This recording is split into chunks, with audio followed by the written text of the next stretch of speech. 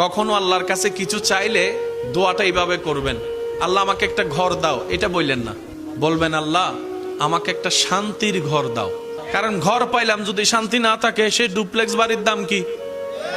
কখনো সন্তান চাইবেন না, বলবেন আল্লাহ আমাকে একটা নেককার সন্তান দাও।